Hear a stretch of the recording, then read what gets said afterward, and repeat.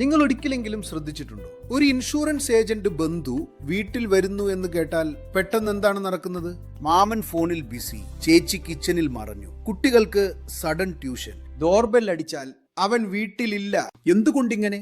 കാരണം അവൻ ബന്ധുവായി വരുന്നതല്ല, ഒരു പോളിസി വിൽക്കാനാണ് വരുന്നത്. നിന്റെ കുട്ടികളുടെ ഫ്യൂച്ചർ, റിട്ടയർമെന്റ് പ്ലാനിംഗ്, ഇപ്പോൾ തന്നെ ഇൻവെസ്റ്റ് ചെയ്യണം. ഇതെല്ലാം ശരിയാണ്. പക്ഷേ ആൾക്കാർക്ക് എന്തുകൊണ്ട് ഭയം? കാരണം നിങ്ങൾ ഒരു സൊല്യൂഷൻ നൽകുന്നില്ല, ഒരു പ്രൊഡക്റ്റ് പുഷ് ചെയ്യുകയാണ്. അതുകൊണ്ട് തന്നെ ഓർക്കുക, ഇൻഷുറൻസ് ഒരു സാധാരണ ഉൽപ്പന്നമല്ല, അത് ഒരു വ്യക്തിയുടെ ജീവിതത്തിന് അനുയോജ്യമായ ഒരു പരിഹാരമാണ്. ഒരു ചെറിയ കഥ.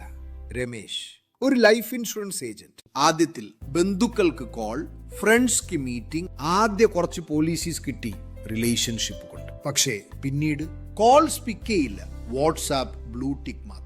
ഫാമിലി ഫംഗ്ഷൻസിൽ പോലും ആളുകൾ അവോയ്ഡ് ചെയ്യാൻ തുടങ്ങി. രമേശ് അപ്പോൾ മനസ്സിലാക്കി, ഞാൻ വിൽക്കുന്നു, സഹായിക്കുന്നില്ല.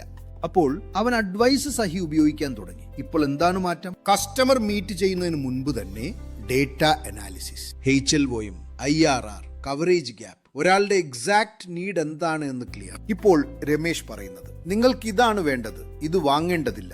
Result, people started trusting him. ഇപ്പോൾ റിലേറ്റീവ്സ് മറയുന്നില്ല, അവർ തന്നെയാണ് വിളിക്കുന്നത്. രമേശ് ഒന്ന് നോക്കി പറഞ്ഞറിഞ്ഞോളൂ. റെഫറൽ ബിസിനസ് തുടങ്ങി. 1 client 3 referrals. ഇതാണ് ഡിഫറൻസ്.